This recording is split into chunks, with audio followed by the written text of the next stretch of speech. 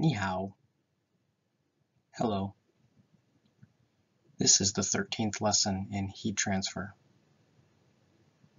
In this lesson, we will continue to talk about steady-state, multi-dimensional conduction heat transfer.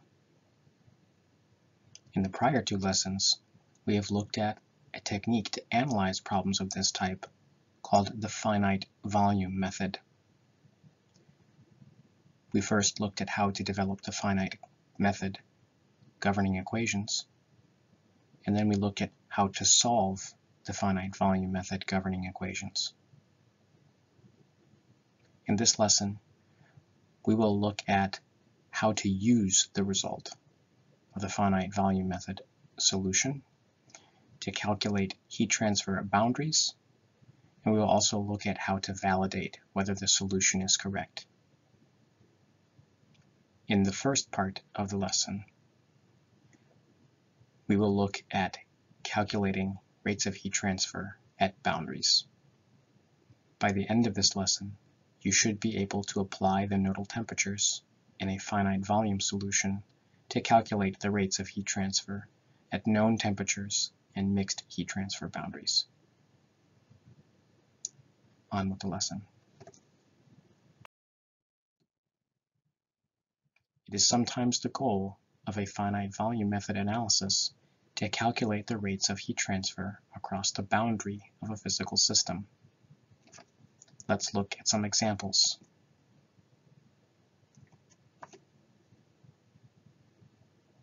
In this example, a finite volume method analysis was conducted to calculate the temperatures in a solid heat sink. Electronics equipment are attached to the walls of this heat sink. The electronics dissipate thermal energy, which is transferred through the heat sink wall into a flowing coolant. The motivating question is, what is the rate of heat transfer through the wall of the heat sink and into the coolant? The finite volume method analysis provides the nodal temperatures T1 through T7. The heat transfer is estimated using these calculated temperatures.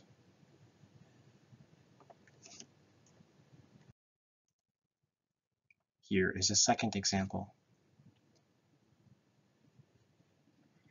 Gas turbines are devices that burn a fuel in order to produce high temperature, high pressure gases that are used to drive a turbine, either to produce electricity or for thrust.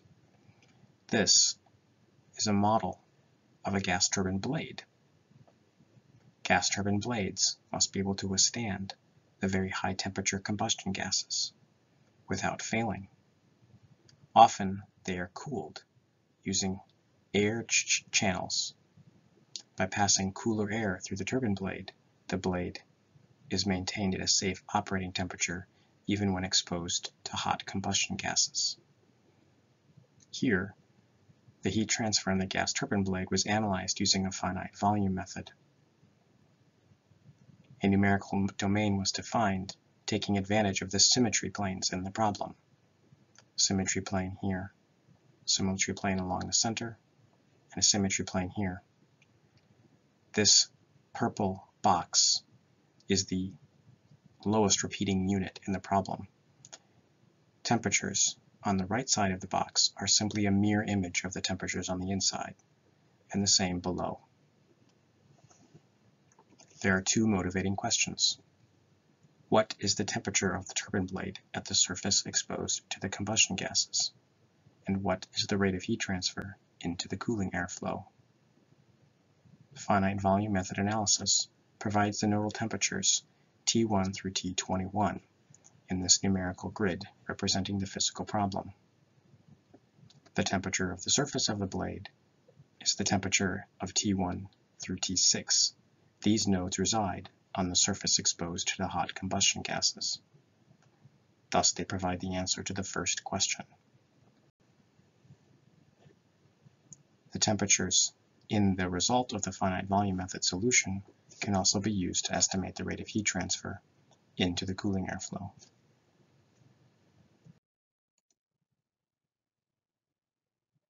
How to calculate the rate of heat transfer depends on the boundary condition. There are three possible cases. In the first case, the temperature of the boundary is known.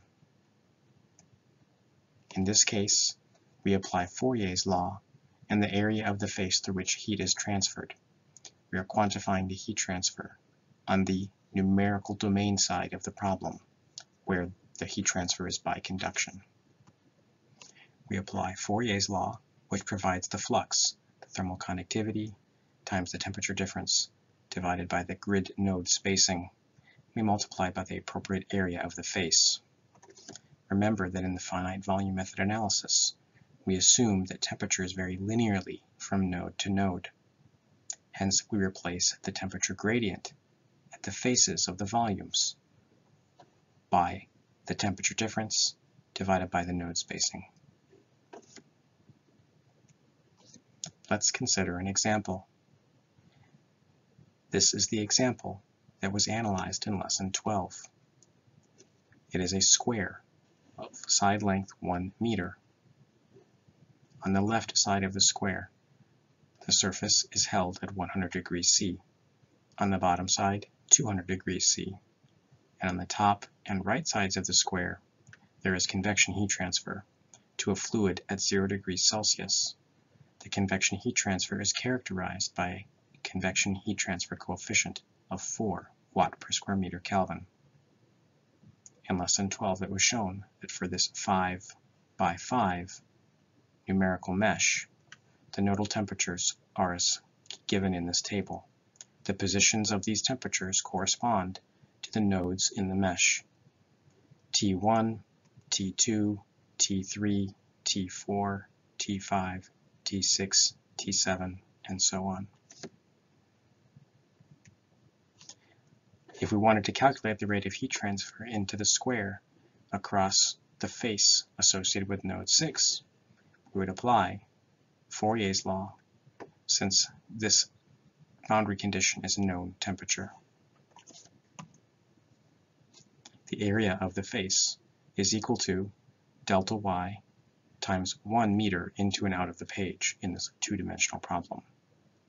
The grid spacing between nodes 6 and 7 is delta x. The temperature at the boundary is the given temperature TL.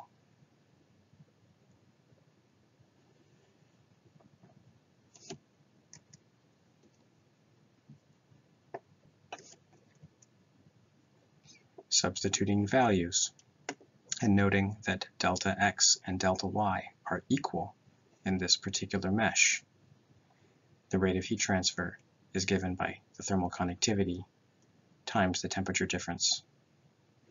Temperature at node 6 is 100 and the temperature at node 7 is 71.3. The rate of heat transfer is thus 28.7 watts. The meter cancels with the meter, and the degree change cancels with this temperature difference. A change in temperature in the Celsius scale and the Kelvin scale are equivalent. These units thus cancel in this particular case. The second case of the boundary condition is a boundary on which there is convection heat transfer.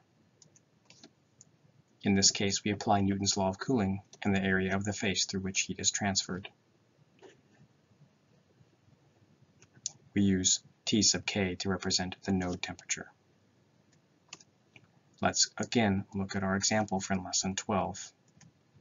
If we wanted to know the heat transfer into the square across the top face, we would analyze the fourth volume, applying Newton's law of cooling and noting that the area of the face is delta x times 1 meter, the depth of unity into and out of the page.